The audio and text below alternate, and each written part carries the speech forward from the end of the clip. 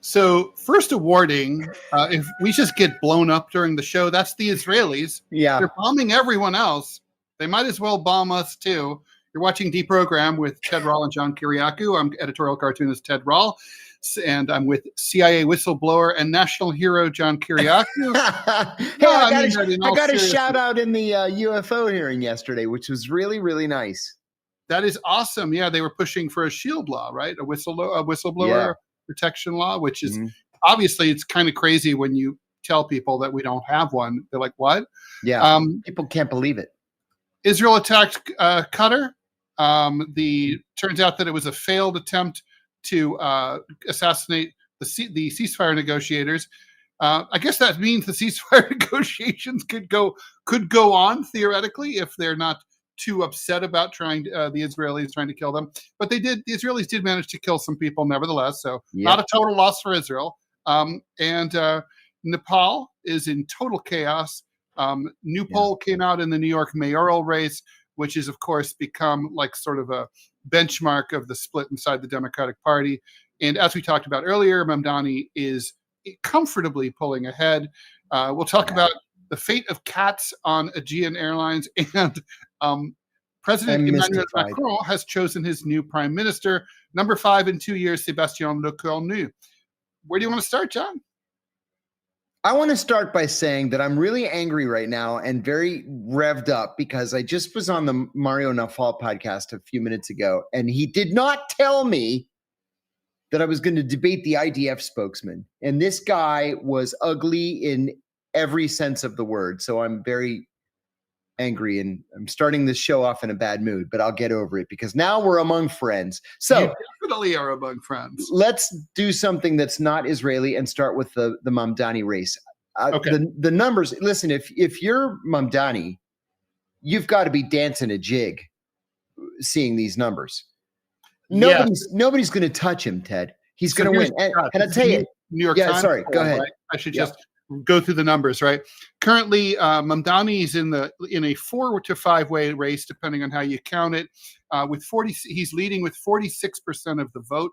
Cuomo bringing up number 2 at 24%. Republican nominee Curtis Sliwa at 15%.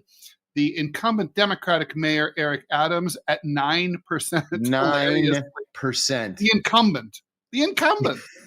And then, meanwhile, the various elite in the real estate business got together yesterday at an exclusive club to try to connive to figure out how they can get Sliwa and Adams out of the race to support Cuomo. But, when I look at those numbers, I see 25 plus 15 is 39, 39 plus 9 is 48. But that you're not going to get all of Sliwa's voters and Adams' voters to vote for Cuomo. No. And they just sliced and diced the numbers.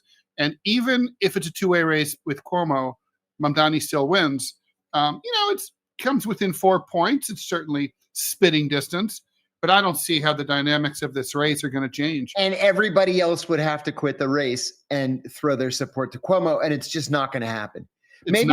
Maybe if Cuomo hadn't killed all those old people at the start of COVID, maybe he might have a chance of winning this thing. But it's just not going to happen. And I'll tell you another thing, too. Also, he hates New York City and has said so repeatedly. Exactly right. I wasn't even aware that he lived in New York City. Yeah, I wasn't even aware that he lived there until he announced his candidacy. But Mamdani met with Chuck Schumer today, and Chuck Schumer is still withholding an endorsement. But I had to chuckle because I thought to myself, Chuck, you're not the story here. Mamdani's the story here. You should be asking Mamdani for him to endorse you.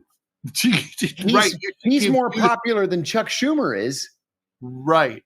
And Mamdani doesn't need Chuck Schumer. Mamdani could have used Chuck Schumer's support. You know, this reminds me of my mom always told me before I met my first wife, that she would give me her old wedding ring because she was divorced. She'd give me the engagement ring and I was poor. And it was like, hey, I can save 10 grand. So when the time came, I said, okay, I've chosen the person, her, I want to propose. She's like, no, I don't approve of her. Look, mom was right. Okay. But so she's like, no, you can't. So I bought my own ring and, and then like after a year of marriage, my mom said, okay, I'll give you the ring. I'm like, Mom, I don't need the ring now. I'm already married. I needed the ring 1.5 years, 2 years ago. That's what Chuck Schumer's endorsement would be like now. Who cares? Mamdani needed it earlier. He's winning without having to kiss any rings. He doesn't owe anyone in the Democratic establishment any favors whatsoever. That's right. Fuck him. If I were him, I wouldn't even bother to. I don't know if I would even. I guess I would take a meeting with Chuck Schumer. You have to. But that's the bottom line. Yeah, you have care to. About the endorsement. And that's the bottom line. And if anybody wonders why Mamdani is so far ahead of everybody else in the polls, it all comes down to the issue of affordability. Mm-hmm. You look at the numbers in the New York Times article. New Yorkers just cannot continue to afford to live in the city. It's just simply too expensive. Rents are too high, food is too high, taxes are too high, gas is too high, and it's driving people out. Time was where you could go to Brooklyn and have a decent life. Then Brooklyn got expensive. And then people went to Queens. Now Queens is too expensive. So now where are they going to go? Nobody wants to live in the Bronx.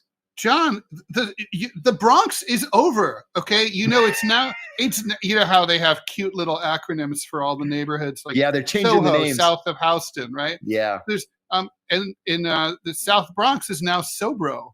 Oh, come on. There are hipster high rises all over the South Bronx in these areas that used to be literally 2 blocks away from Fort Apache, the Bronx, the notorious police precinct. There's a hipster high rise there. Sobro is over, man. You can't afford to live in the Bronx. You know what? I went up to the Bronx. I'm going to say 5-6 weeks ago, because I needed to take pictures for not my coming book, but the book after that. So I thought, well, it's New York's expensive. The hotels are expensive. I'll stay in the Bronx. I stayed in a Holiday Inn Express in the Bronx. Lovely. Next time you stay at Chateau Rall. Oh, thank you, Ted. And the Bronx we stayed in the South Bronx, which everybody, of course, had warned me not to do, and it was perfectly fine. They had good restaurants. There were bars to hang out. Totally. I found street parking and didn't pay a cent for the entire weekend. The Bronx isn't so bad. No, I guess not. The people are lovely, and But you mentioned what was the movie just now? Fort Apache, the Bronx. Mm-hmm. That was like, when I saw that movie, I must have been 13 or 14 years old, and it had an impact on me that lasted for years. Like, sure. Never, ever go to the Bronx, and the cops are just as bad as the criminals are. And so I finally went to the Bronx. It was perfectly fine. Cops are just a different gang. That's all. No, for sure. Well, so I think the interesting thing here is, yes, he's running on affordability. And look, there are genuine questions to be asked as to whether a 33-year-old guy with not a lot of experience can be mayor of New York successfully. He wouldn't be the youngest. There was a younger guy. He is going to win, though. Yeah, and he's going to. And it's going to shake up the political establishment. and he's going to have to decide what he wants to do. I mean, he's going to get a stern talking to from the one person who can really lean on him, which is Governor Kathy Hochul, who holds a lot of the purse strings that control the flow of money to the transit authority into New York City and so on. But he also has to remember who brought him there, and he's got massive popular support. And his ace in the hole, and I hope he watches the show, is City Council. He City Council agrees with him. He's got allies in City Council. He can get bills through City Council. And that's the key right there. He's not just going to wing it. He's going to have City Council supporters, and he's going to have experienced advisors. He's going to be fine. I mean, my big advice is, look, the city has a major fiscal crisis. Do what Tokyo did. Tax Wall Street. Tax the New York Stock Exchange.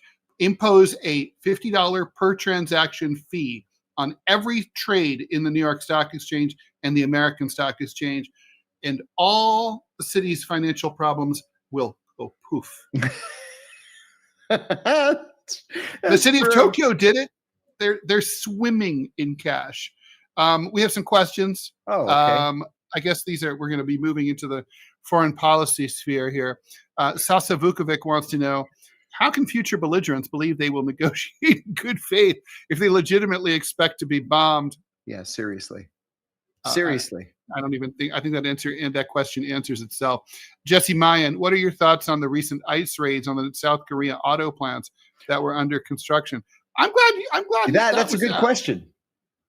Yeah, ahead, I didn't know that there were undocumented South Koreans in the United States, let alone undocumented South Koreans working for South Korea's largest auto manufacturer in the United States. Like, what? Where'd that come from? And then, I don't understand it. I used to work for a Japanese bank that did a lot of business with major auto producers like Honda and Toyota.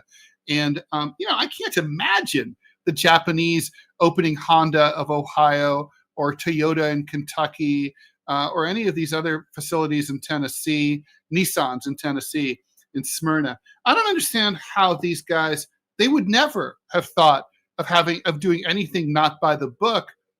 How could the South Koreans be just sort of winging it like that? I guess this dates back to the Biden administration, but it's kind of fucked up. And then the South Koreans got pissy about it. Like, well, then fine. We'll send a plane for our people. Fine, fuck you, dicks. And it's kind of what? Yeah, exactly right. Oh my God.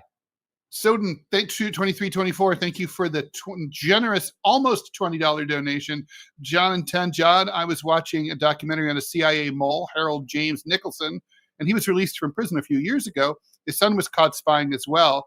Why wasn't his case as big as Ames? Was he a scumbag? I worked with that asshole in the CIA's counterterrorism center. I never liked him. I didn't work directly for him. Thank God, I worked with him.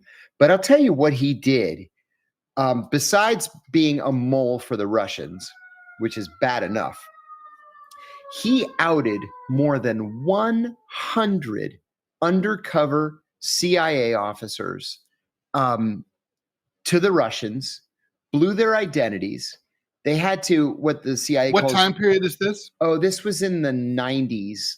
I'm going to say 97,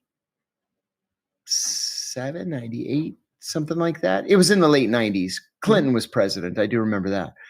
But a lot of these people had to be brought in from the cold, which meant that they could never work in an undercover capacity again against the Russians. Now, that worked out fine for a couple of them. They ended up becoming senior officers. But Nicholson was a traitor. There's just no other way to say it. Now, Sodan, first of all, thank you for your donation. The question is, why wasn't his case as big as Ames's? The reason why it wasn't as big as Ames's is because the people that Ames outed, besides the 80 or 100 CIA officers, Ames gave the Russians the names of our recruited Russian assets. And more than a dozen of them were executed.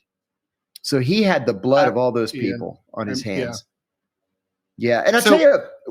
Sorry, did Nicholson do it just for money or for ideological reasons? No, at first he had been passed over for promotion.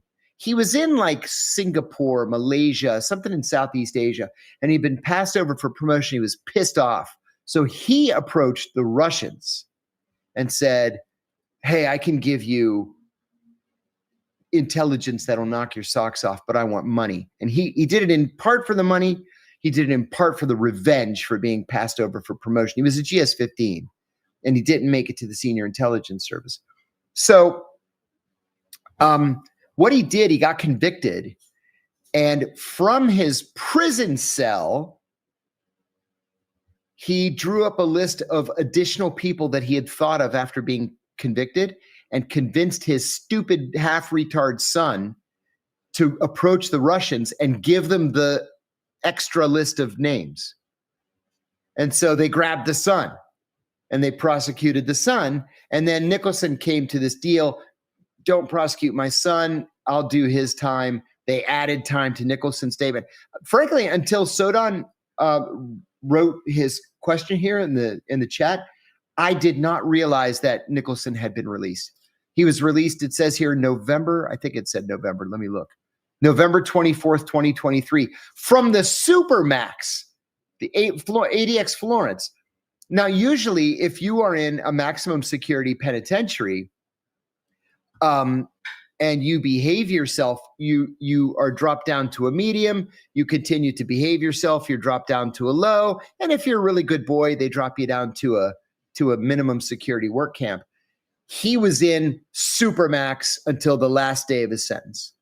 And then they let him out from Supermax. I hated Nicholson, scumbag. Let's have a few more questions, and we should get to another story. Sure. Pertinent from Mr. Athenian 89. Any news regarding your pardon? Any chance that Donald might pardon you and give you your pension back? Thank you, Mr. Athenian. I have to be careful. Yeah, no, this might, but you are allowed. I will cover for you if you decide to just say I can't. You know what? I'll say this. I'm in touch with all the right people, all the way up to the top. All the right people. So hopefully, I mean, it seems like it's been taking a long time, but yeah, I'm optimistic. Yeah. US XXX A-Rod 21, thanks for the donation. Is it true that there are more Asian undocumented immigrants than Hispanic? Always heard it anecdotally, but not sure. Process that. It's time. Let me read my ad. Still haven't tried 1775 coffee. Now's your shot. The 1775 starter kit just dropped. Only 1,000 units. You're getting the bold dark roast that hits hard, the smooth medium roast, and the Vitality mushroom coffee for clean energy and laser focus. No crash. All single origin, small batch, toxin free, and mold free. Plus, you're also getting a gold spoon clip because freedom isn't scooped with plastic. A frother strong enough to stir up your coffee and your mother-in-law's opinions, and a black 1775 tumbler. Under $70 worth of coffee and gear years for $99. This is for the ones who've been watching 1775 blow up on Rumble, wondering if it's actually worth it. Spoiler, it is. Go to 1775coffee.com/studio and grab your starter kit before they're all gone. Bold beans, clean fuel, and a morning routine that stands for something just like Rumble does. And we are very appreciative of Rumble. Yeah, Two Toes is right. This show could just be a full-time Q&A. Very true. Anyway, I love that, Asian undocumented immigrants, I don't know. Yeah, listen, think of it this way. There are more Chinese restaurants in the United States than there are McDonald's, Wendy's, and Burger King's combined. And they've got this system, this illegal system where undocumented Chinese workers arrive, whether, in giant shipping containers or across the border from Mexico or whatever. They enter into the Chinese restaurant system and they'll work in a Chinese restaurant for 4, 5, 6 months. And then they're bussed to another Chinese restaurant in a different part of the country. It's this network, this illegal network that they're all a part of. And frankly, this is not something that the FBI does, because what does the FBI do really? And it's according to your episode 4 of your autobiography that we've been recording for Rumble Premium. Apparently, they spend a lot of time entrapping people into trying to get them to commit crimes that they wouldn't have thought of in the first place. Amen. That's what they do. Entrapment should be illegal, and it's not. Yeah, it should. But it's not. It's not, and it should be. Don't get me started on the Route 82 bridge plot. We could talk about that at some other time. But right. We should talk about. Let's talk about Nepal. So Nepal's in total chaos. The police, the military have been called in. Government buildings were torched. Politicians' houses were set on fire. The former prime minister's wife was literally set on fire in her own house and may die. They basically they targeted the elites. Kathmandu is in a total state of lockdown and chaos. Airports, hotels, government buildings, all under fire. Some protesters have grenades and rifles, which to me would indicate an insurgency more than sort of garden variety protests. John, what's your take on what's going on in Nepal? I mean, I know it's kind of a hot zone that people don't think about. See, I was going to say exactly the same thing. It is a hot zone that people don't think about. How many Americans remember just a few months before the 9/11 attacks, there was a minor prince in the Nepali royal family, got into an argument with other members of the Nepali royal family, and then he killed everybody. The king, the queen, the crown prince, the crown prince's wife, the crown prince's sister, the crown prince's kids, and then he killed himself. He literally wiped out the entire Nepali royal family. And that's why Nepal doesn't have a royal family anymore. It's not a monarchy anymore. It's a democracy, although it has a lot of bumps in the road. Clearly. Nepal's in a tough position because it's surrounded by India and China, and it's landlocked. It's tough to get there. It's, what do they call it? The world's the roof of the world. The rooftop of the world. Yeah, right? yeah. Because it's where half of Everest is. Yeah, half of Everest. If you climb Everest, you are not coming from the Tibet side. You're coming from the Nepal side. Correct. And so it doesn't have a whole lot going for it. I mean, they're great in that they tend to be self-sufficient, but besides at Mount Everest, they're leery of foreigners. They're leery of tourists. It's hard and it's expensive to get a Nepali tourist visa. They even ration them, right? And you can't just go to the embassy and say, hey, give me a visa and get your passport stamped and then fly to Nepal. I happened to be in Delhi airport one time waiting to catch a flight to Kabul. And I went to the gate early, and there was already a plane there waiting to take people, and it was flying to Kathmandu. And I was surprised, first of all, at what dicks everybody was to the passengers, just openly hostile, rude. They checked their passports, and these were almost all Indians. They checked their passports 3 times to make sure that they had Nepali visas. The Nepalis don't want foreigners. Well, protests happen there with regularity. There's not a whole bunch of reform, and every once in a while things boil over, and that's exactly what we have seen the last 2 days, boiling over. And it's not like they can say, well, we're going to tap our sovereign wealth fund to spend some money on public works to make everybody happy. There's no such thing. They don't have anything there. John, one of our rumblers is in Nepal. My gosh. In Kathmandu. He says he's at the capital center. Everything is burning down. Wow. That is DFC 91. Ted, I'm in the capital center. Everything is burning down. Oh, my God. It's crazy. Wow. I mean, the power of the internet, that to be able to talk to someone literally on the other side of the world in real time as this is happening. Army was not trying to take over, but they were kind of forced to take over. Yeah, that's been the reporting, is that basically they've been called in to restore order. It's not a military coup. Right.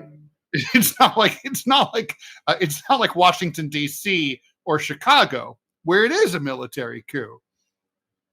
Wow. Yeah. It is. Oh, I hope we have time to even talk about Chicago, because that's the next fight. Yeah, for sure. So I guess we're going to continue to watch this. Well, be careful, DFC. For sure. What do you make about? Oh, he said that they burnt an effigy outside his house. Wow. Question. I mean, what do you make of the fact that some protesters were armed with grenades? Yeah, where'd rifles, those come from? Right. Unless they raided a military, armory. Where do you get a grenade? Yeah, I don't know, man. It's not at the tourist tchotchke shop. Wow. With the tie-dye T-shirts. No. All right. We got to also talk about France. We're putting off the. Jen. Thank you, Jen. Thank you, Jen. Thank you so much. $50. She's been praying for your Thank pardon you. since I heard your story about 3 years ago. I hope this administration makes things right. I appreciate it very much. I wish I could say more, but I'm this close. I've been in you can taste it. Personal touch with the U.S. pardon attorney. I'll tell you this much. I spoke to the U.S. pardon attorney, Ed Martin. He's the former attorney general of Missouri, very, very conservative. And thank you, Scott. I was blindsided. Nobody ever said I was going to have to debate this guy. But anyway, so I texted Ed Martin and I said, I understand that that this friend of mine talked to you today. Thank you for taking my letter. And I appreciate everything that you're doing. And then I excitedly called my lawyer and I said, hey, I just texted Ed Martin. I got his cell phone number. And my lawyer says, oh, no, you made a big mistake. I said, why? I just told him how much I appreciated his time and thank you for considering me for a pardon. And he said, no, because first of all, you texted him on his private cell phone, which now makes it liable to a Freedom of Information Act request. It's a violation of his privacy. I was like, crap, I didn't even think of that. And then he said, and now if he's ever questioned, he has to say that he knows you because you've been in touch with him. And, people are going to say, oh, well, he was in touch with Kiriakou and they spoke and, maybe, I don't even want to say maybe what. I said, oh, no, I was so excited. I wasn't even thinking what I was doing. And my lawyer says, he's never going to respond to you. So don't be offended. And I said, okay. And as soon as I said, okay, a minute later, bing, he responds to me. And he says, and this was all he said. He said, I'm a big fan of yours. I am. And I was so excited. I just sent him back a heart emoji. So today, a friend of a friend called me and said, hey, did I ever mention to you that my best friend is the U.S. pardon attorney, Ed Martin? And I said, oh my God, no. And I told him the story and he said, listen, I'm going to call him. I'm going to say this has to get done and it has to get done now. So I don't want to go any deeper than that, but you've already shared a lot. I think let's just leave that there. I think I'm going to do that. All right. So let's talk about France. So we talked yesterday about the French situation. We have to follow up. We don't have to spend a lot of time on it, but it's worth noting that Emmanuel Macron made absolutely the worst possible decision that he possibly could have. He moved quickly. That part's not bad, but he chose another corporate center-rightist, which is exactly the path that has gotten him into trouble. You predicted it, though. You predicted it. He can't help himself. Yeah, he can't. He can't help himself. He's like this. He's like the scorpion offering the ride across the swollen river. It's his nature. Yeah. Sébastien Lecornu was an outgoing cabinet minister. He's been picked. So now there's going to be these massive protests tomorrow and 8 days from tomorrow called the Block Everything protests, which I think is self-explanatory.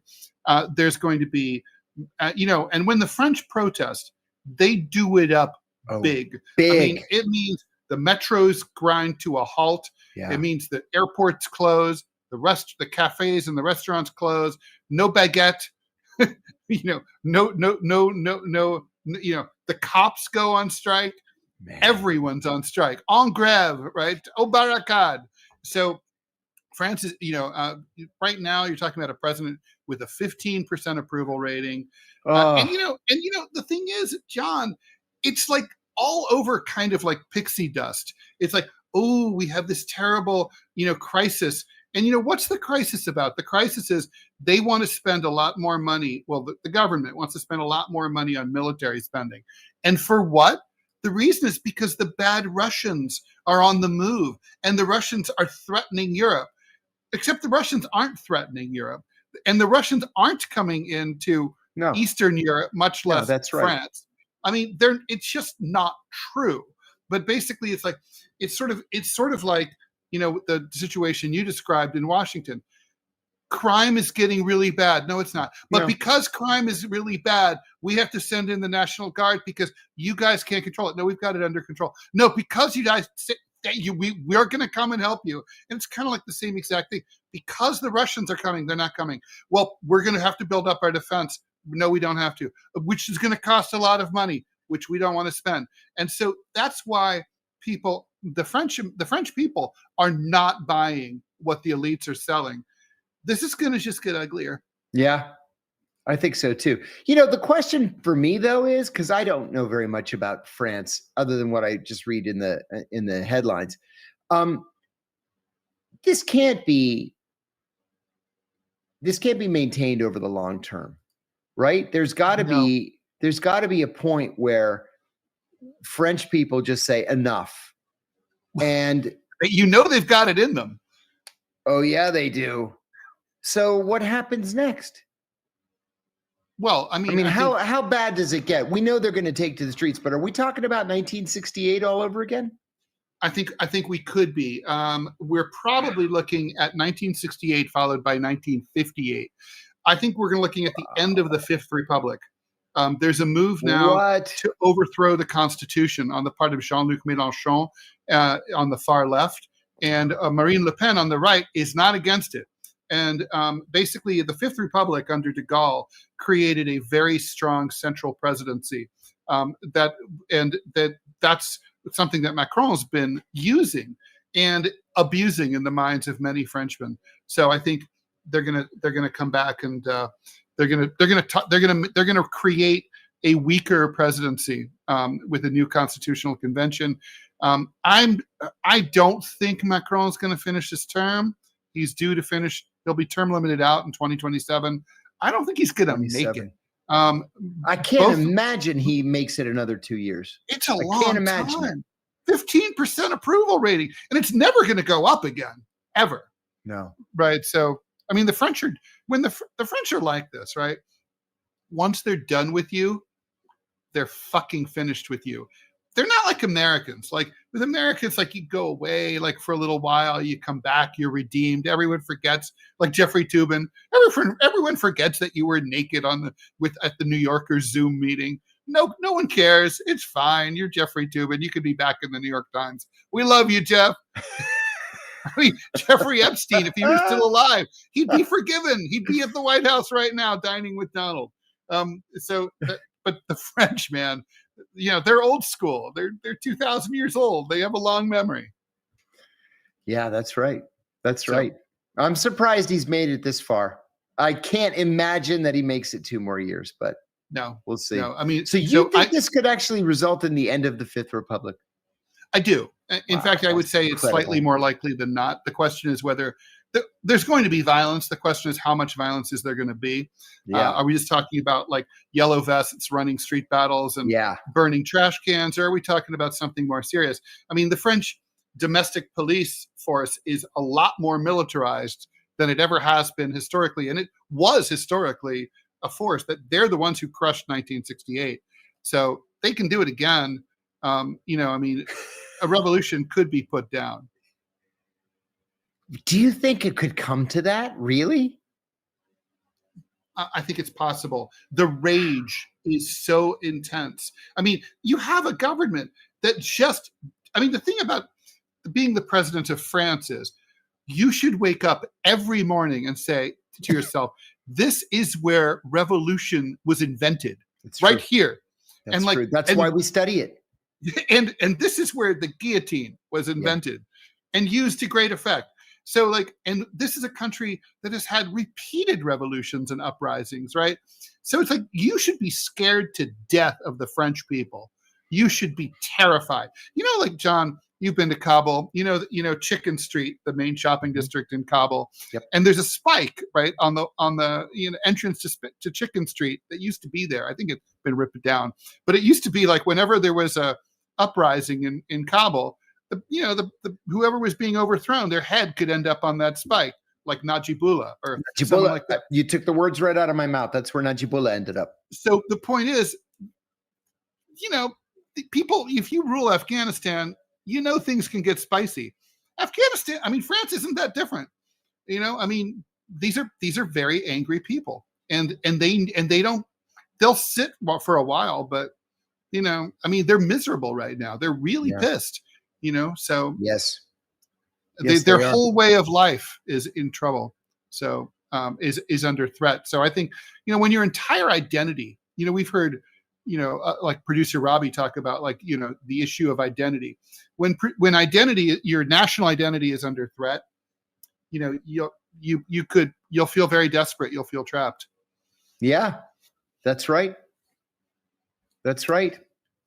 So, Jen, thank you. Well, hey, I wouldn't roll out a 90-minute show in the future. Let's get this one off the ground, see how it goes. Then we can spend more time on it if there's the demand. I'm only speaking for myself here. Okay, so John, are you ready to talk about Israel's latest attempt to basically, it's like, let's bomb another country. Yeah. So we know what Israel did. I don't know if we have to. I guess we do have to say. So Qatar, or Qatar, depending on how you choose to pronounce it, has been hosting Hamas's leadership for many, many years. Yes. And they've been brokering the ceasefire negotiations, such as they've been for many, many years, ever since 2023. And so basically the Israelis decided that they would try to assassinate the ceasefire negotiators. Yeah. They bombed right in downtown Doha, which is the capital of Qatar, this building.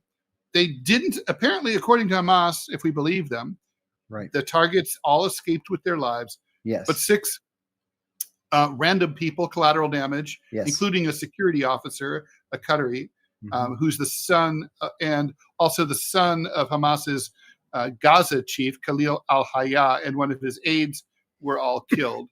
And I guess there probably were injuries as well. I thought the White House reaction was very interesting. Basically, Trump sent the message through his press secretary that this was not something that he had been consulted on or had approved of, believed that this attack was against both U.S. and counter to Israeli interests as well. Yep.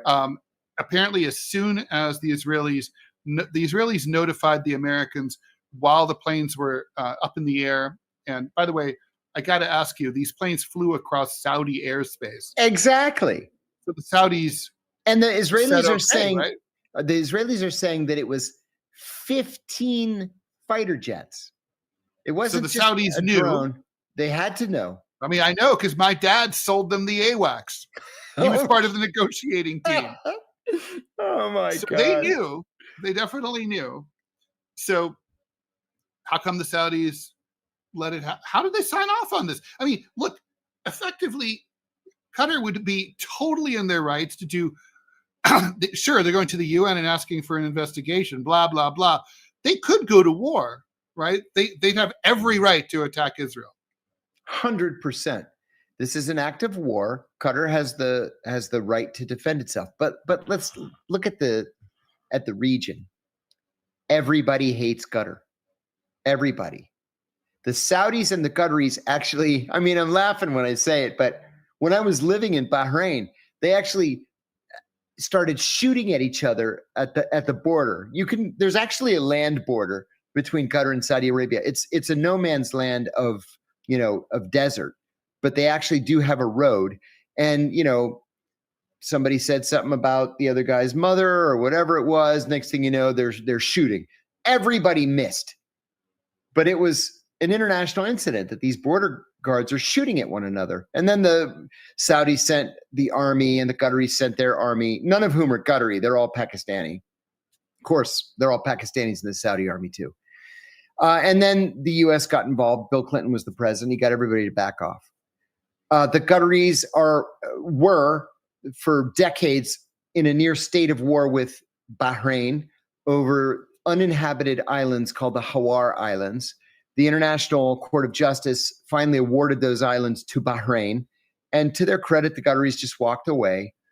The Qataris and the Emiratis don't get along because the Qataris were trying to sort of steal business, mostly banking business from Dubai. So there are bad feelings there. The Kuwaitis just ignore the Qataris because Kuwait has its own problems. And Qatar made a policy decision about 25 years ago that they're going to do whatever they want that sticks in the craw of the Saudis. So if the Saudis, for example, hate Iran and break relations with Iran, Qatar's going to improve relations with Iran and exchange ambassadors. The Saudis are going to consider signing on to the Abraham Accords. The Qataris are going to have Hamas, and they're going to finance weapons sales to Hamas or weapons transfers to Hamas through Syria. Whatever the Saudis do, the Qataris want to do the opposite. So now we've got a situation where the Israelis fly 15 fighter jets. By the way, which is apropos of Adam Fighter's question, why use fighter jets instead of drones? Surely Israel has drones in Qatar. I would assume the Israelis have drones all over the doggone place. It's a good question. I don't know. I think they did it just for the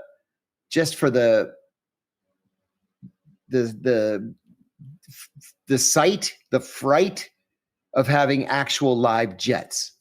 Mm-hmm. Anybody can send a drone.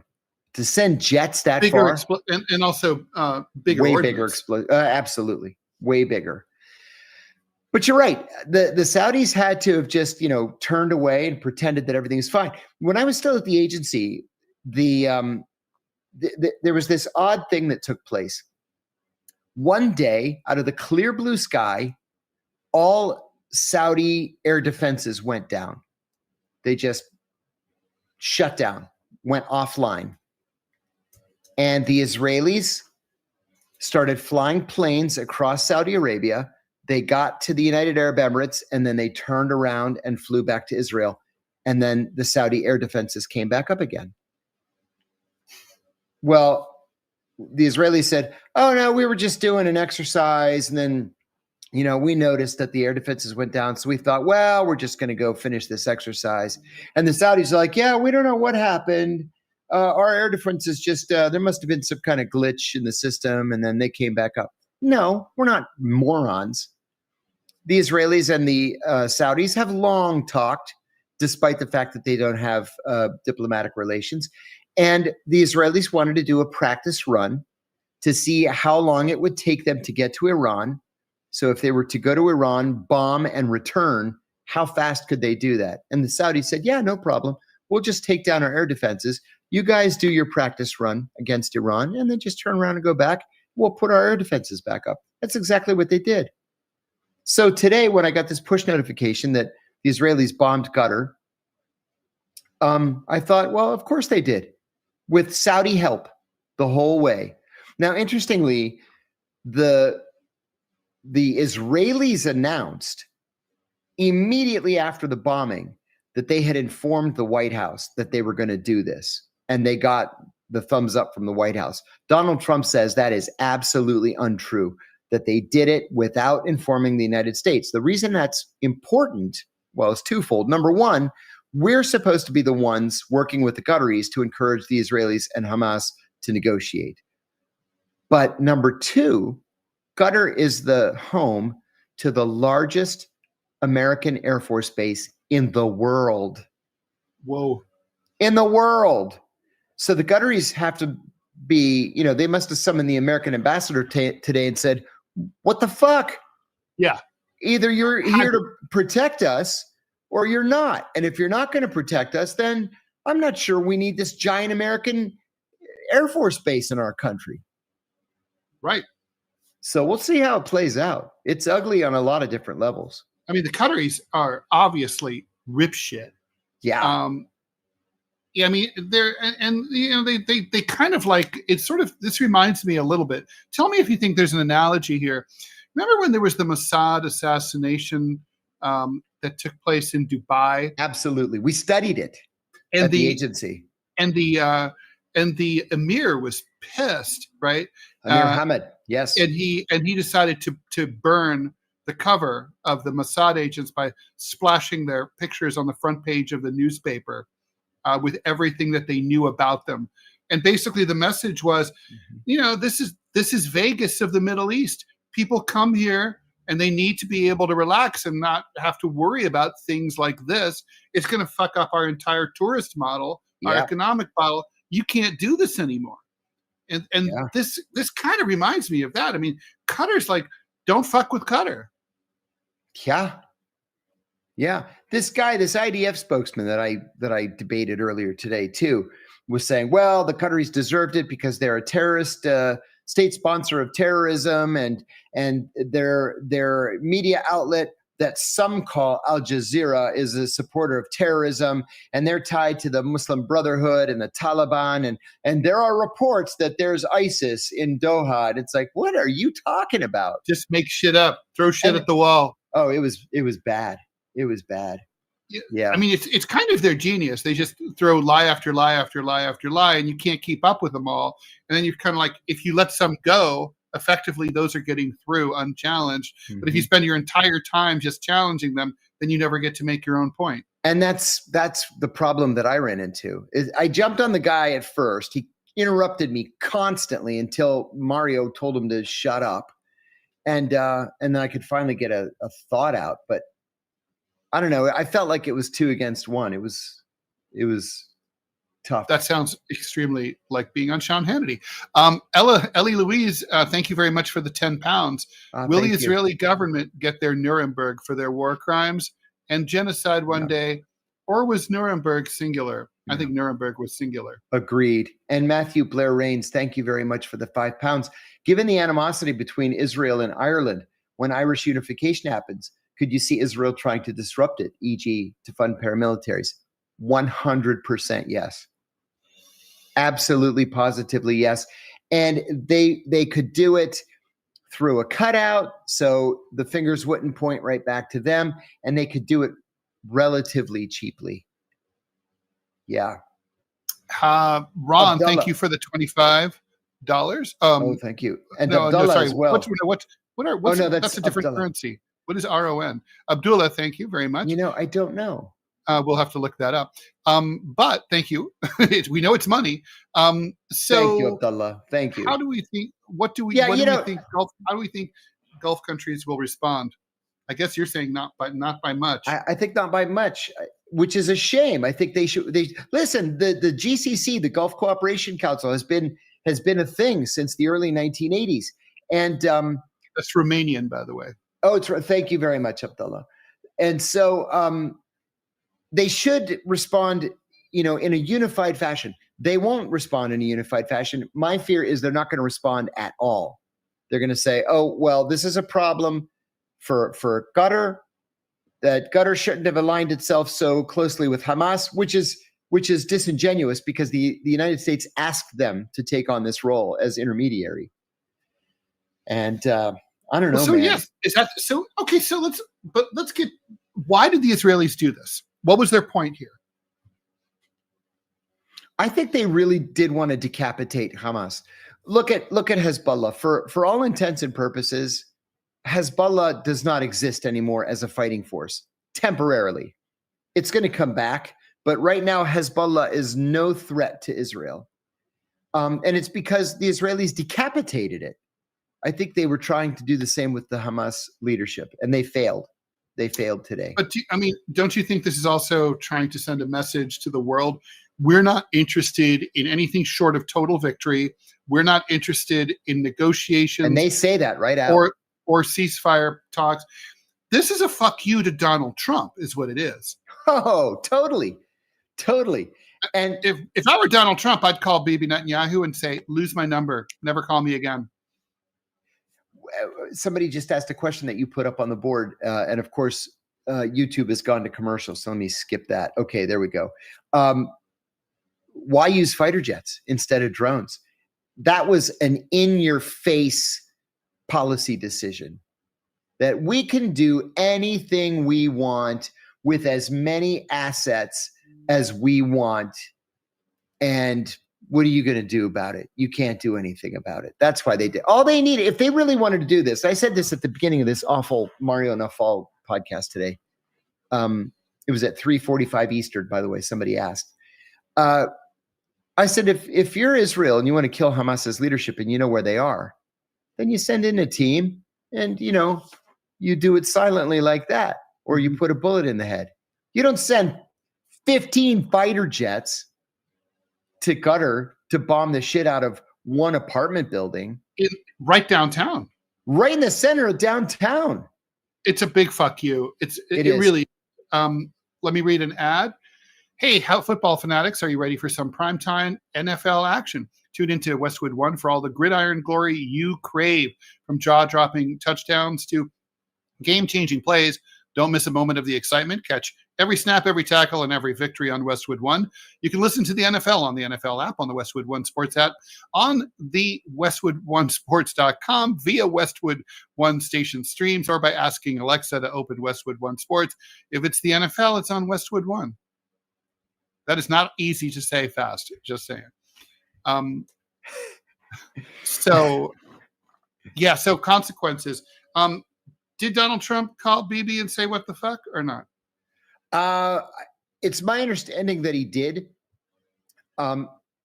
He tried to defend himself. The Israelis are playing games with him. Excuse me. And making it look like this was Trump's idea, or at the very least that Trump had approved it. And that's just, I don't know.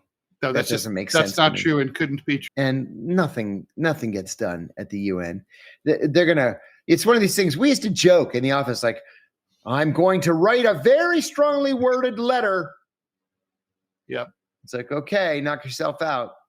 So yeah, I mean, they'll make an official complaint to the Security Council, and they will take it under advisement, and nobody will ever hear anything ever again. That's all. That's what's going to happen. It's really depressing. Kiki and Jasmine, thanks for the 10 pounds. Much appreciated. Thank you. Bruyal Definitif says he or she would have preferred an Epic Pager 2.0 op. I don't know. I don't think that's a oneer. Never going to happen again. Right. That was my argument about 9/11. Like, we shouldn't have to do the TSA. Like, they're never going to do planes again, ever. Like, ever. No. It's going to always be something new. Okay. Agree. The most pressing and grave news issue of the week, as of the day, as you know, John, is this horrible issue from your native land, from Ted, Aegean Airlines. I was so disappointed when you sent me this. Aegean Airlines, that I love so much, I actually joined the frequent flyer program. Aegean Airlines, for the last 3 years at least in a row, has been ranked as the best regional airline in the world. The planes are brand new. It is immaculately clean. The food is delicious. The flight attendants are beautiful. My cousin's a flight attendant on Aegean. She goes all over the world. But there's one problem. They keep losing kittens. They do. A British couple was the latest victim.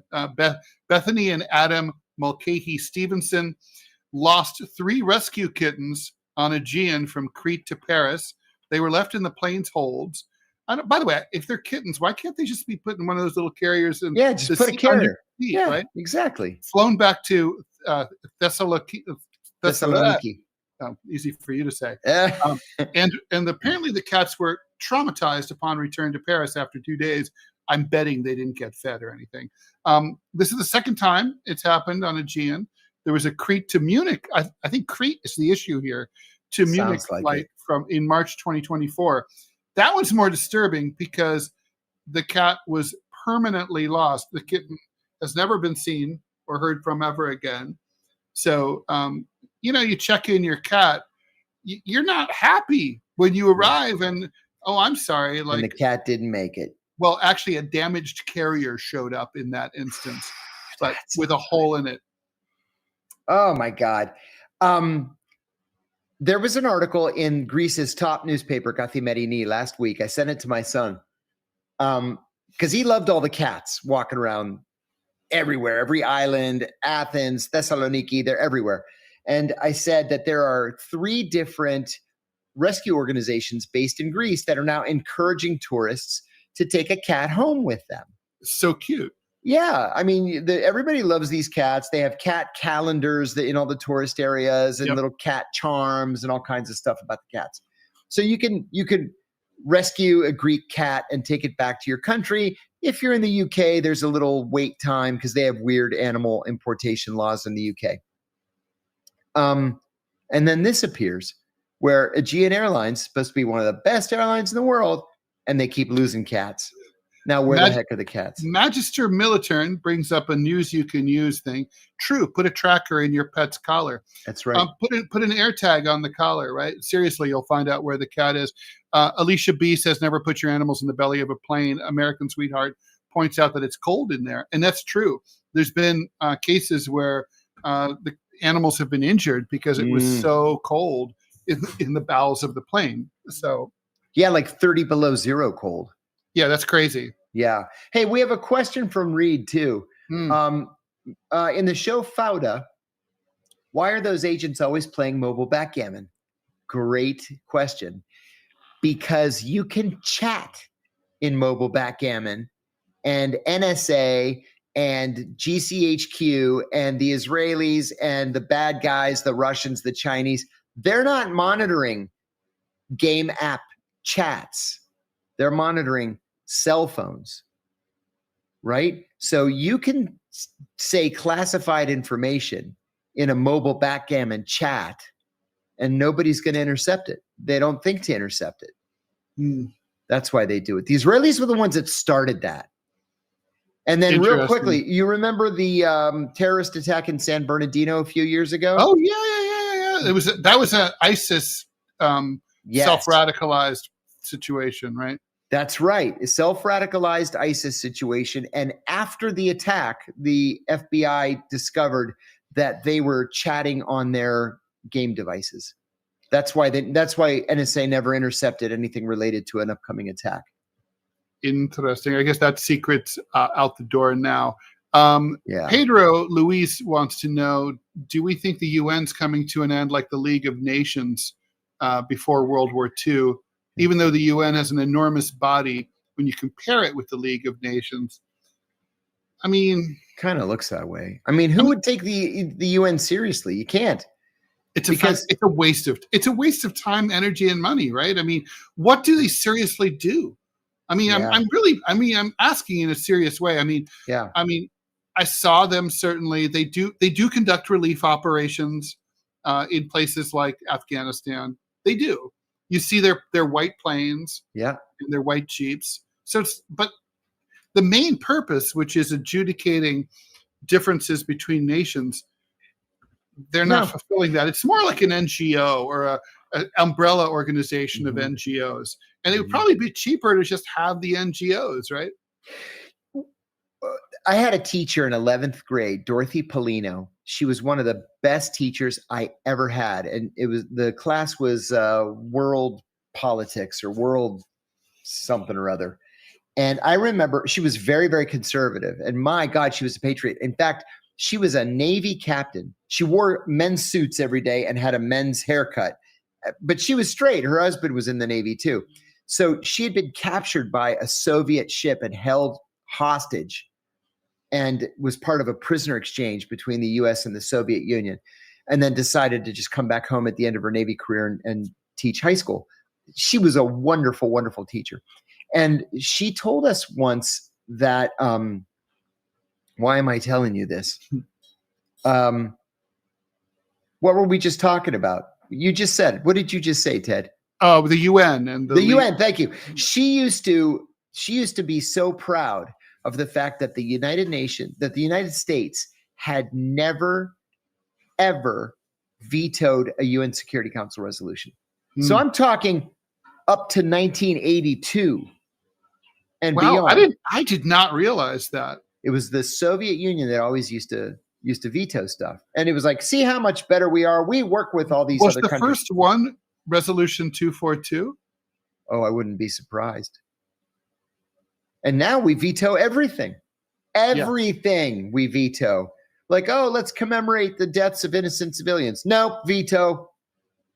Was it Reagan who stopped paying our dues? Yes, Reagan stopped paying our dues. And Trump a week ago threatened to stop paying our dues. I don't understand. The UN is our bitch. It's in New York. I can walk from my house to it.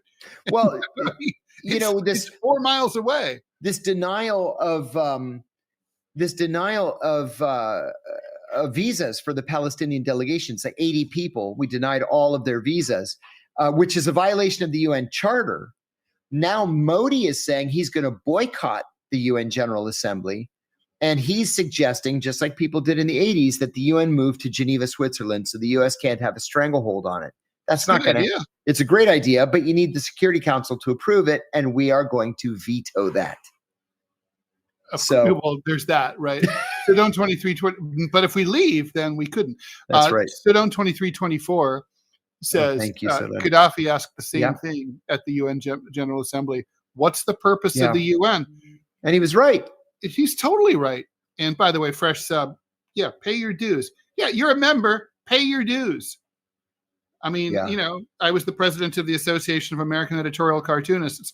I was calling all my members like all the time, pay your fucking dues. Otherwise, you're not a member. Don't come to the conventions anymore. We've got a comment from Stephen Victor Andrews. World Trade Center 7 was the largest CIA facility outside of Virginia, I heard. And that is where they debriefed all the spies at the UN. Not true. World Trade Center 7 was just a normal office like any other CIA office anywhere in the world, no bigger or smaller than, a normal embassy. And the CIA would never, ever, ever, ever debrief somebody in a CIA office. You take them to a hotel, you take them to, a car in a dark parking lot. You take them to another town where nobody's going to see you after doing a long surveillance detection route. Never, ever, ever would you bring somebody into a CIA office. So Robin Hood says WT7 will never go away. Psychologically, I've always been kind of intrigued by why people are so fascinated by that. And the only thing I can think of is the events all started at 8:42 in the morning. And that building came down at like 5 o'clock in the afternoon. And it seemed like this should be over. Why are buildings still falling down so much later after the initial attacks? Something must be up, and that along with the question of like, why did all of these buildings pancake instead of tip over? Yeah. I really think so. The visuals of it and the timing had a lot to do with it. I mean, kind of the genius of the plan, right, of Khalid Sheikh Mohammed's plan was just sort of the theatrical cinematic aspect that really plays into an American public's sort of the psychology of the 1-2 punch. But wait, there's more. This was all day long. But wait, there's more. Sort of thing. Yes. I mean, what do you make of the fascination of seven world trade? I think that people generally think so little of the government for good reason that they tend to doubt official explanations of things. Oh, well, for sure. Yeah. Well, especially because it doesn't seem to be transparency. Yeah. They always seem to be covering up and not telling you the full story. Yeah. If only there were people who worked in government who thought that they would make it their business to tell the public what was up. If only there were people like that. Yeah, right. Right. But nothing bad would ever happen to them. They would get medals. That's right. And imagine. And a ticker tape parade down Broadway, which you do deserve. As it happens. Hey, thanks. Thanks. Oh, we ran out of time, unfortunately. We are out of time, indeed. So much to talk about. Oh my God. And this is only Tuesday, right? Well, last question. Is dancing Israelis a real thing or conspiracy BS? Oh, no. I mean, there were actually Israelis dancing, but what they explained, and I think this is probably true, they were dancing because they knew, just like we did at the CIA or at the State Department, that the United States was going to have to respond to 9/11 by killing thousands and thousands of Muslims. And that's exactly what they wanted us to do. Yeah. Well, and with that, I think that's a depressing but appropriate place to leave it. Let's go to, last question for you. How was the harvest? Pamela Drew wants to know how was the harvest. And I was just writing her. I saw it on Facebook. I put it on Facebook, but I'm gonna put it on Substack. I think it was a really great picture. I tried to do a deep space picture, and I was having all kinds of problems. Like I couldn't get it to level, and the level that's built in is telling me it's perfectly level, and I couldn't get it. So I said, well, the moon is amazing. It's the most orange moon of the year. I took a shot of the moon, and it turned out to be perfect. And Stephen Victor Andrews, thank you very much. On Thursday, I'm going to try really, really hard to make that lunch, but I'll be there in the morning. So I'll be there. I think I start at 8:45. So looking forward to seeing you. Okay. Awesome. And with that, I think we're going to call it a show. Thanks everyone for tuning in. Please like, follow, and share the show. Thank you. I'm trying to find the outro video place, and it's just like not letting me choose it. So this, God, it's so annoying. Anyway, so we're just going to be like no little fancy video. We're out. Bye. Bye, everybody. See ya.